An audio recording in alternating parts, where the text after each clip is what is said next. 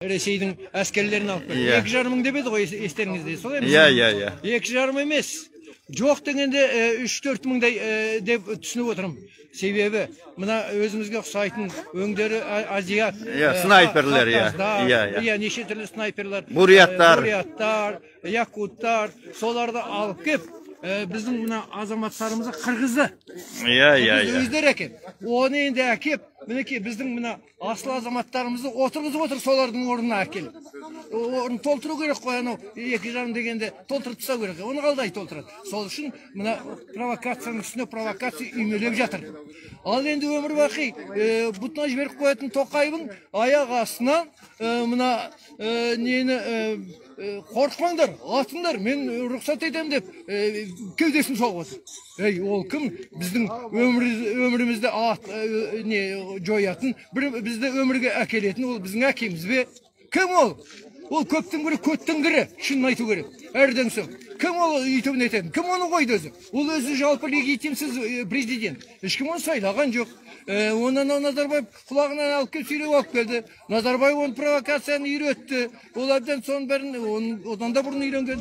Енді кеп Назарбаевтың құйрығын жалап біткеннен кейін, енді кеп анау Путин мен Патрушевтың құйрықтарын жалап жүр. Енді соларды жалаймын деп, елді сатып отыр ғой.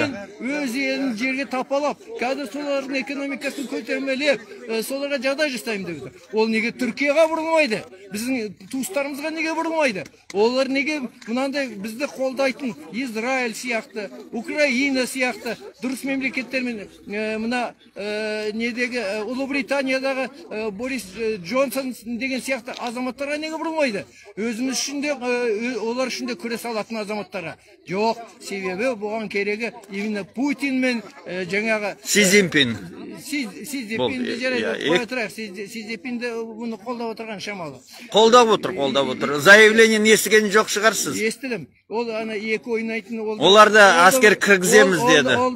Ол да екі ойнайтын сайқалдың бірі. Оны мен жақсы білемін, Си Цзиньпин кімді.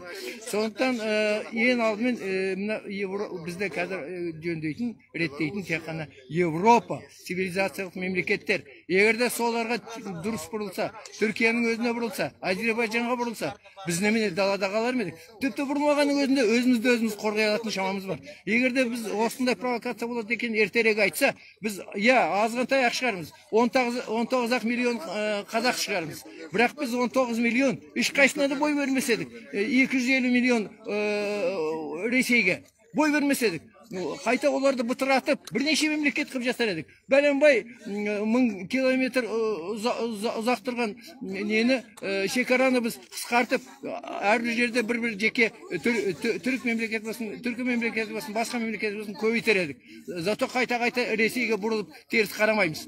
Сондықтан түбінде бұлар неге апарады? Бұл Ресейді біз шағамыз.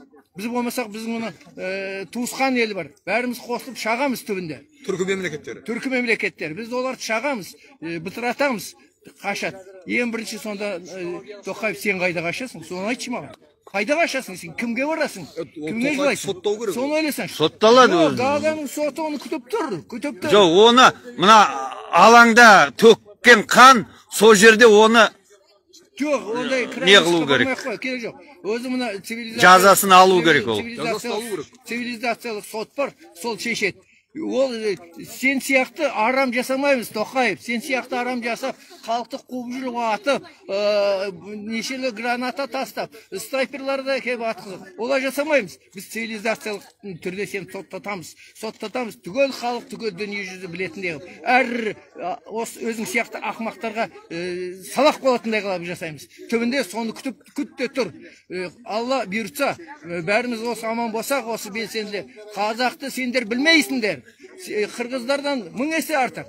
Басқа көтеріп жүрген Украинадан да мықты халық.